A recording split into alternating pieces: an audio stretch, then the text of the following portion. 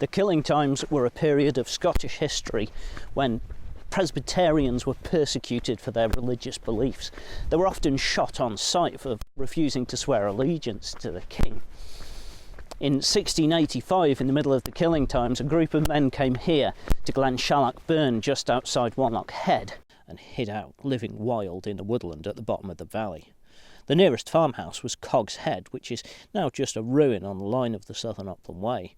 But at that time it was a thriving farmhouse, and relatives of one of the hiding men lived there. The hiding men were therefore able to sneak out at night and arrange for food to be brought out to them.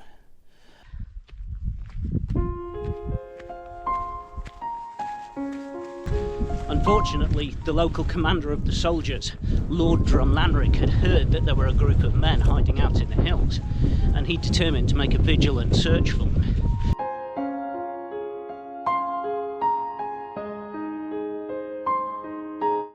He split his troops into 3 groups.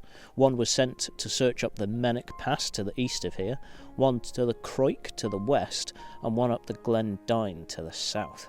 This last group was led by Lord Drumlanrig himself, and after searching the Glendyne they climbed up and over the hill towards Cogshead.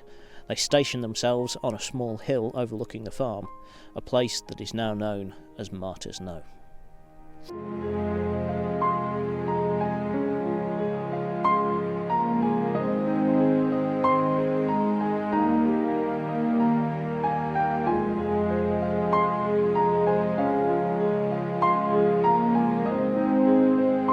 It was at this point that the Dragoons searching the hillside found a young boy carrying a wooden bowl and spoons.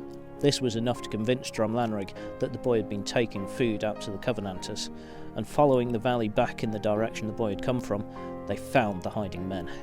3 of the group managed to escape, while 3 were captured by the Dragoons and taken back to Drumlanrig, where he waited on Martyrs Knowe.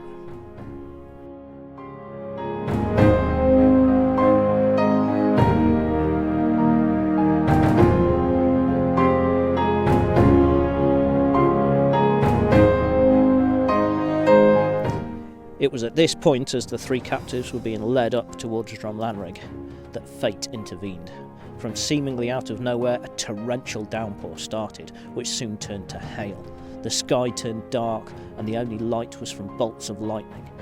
Seeing this, Lord Drumlanrig immediately fled, running for the shelter of the farmhouse.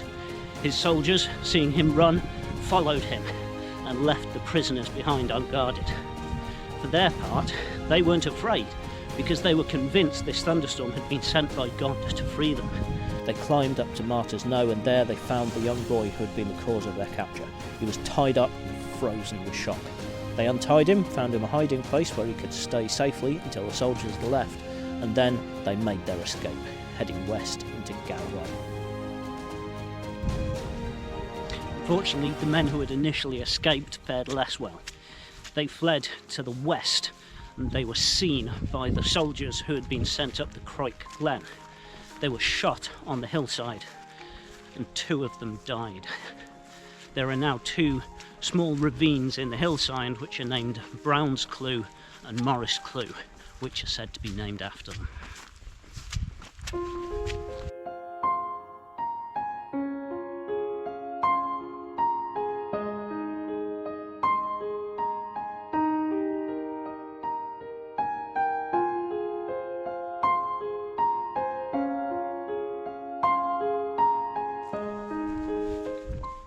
This story comes from a book published in 1846 called Traditions of the Covenanters.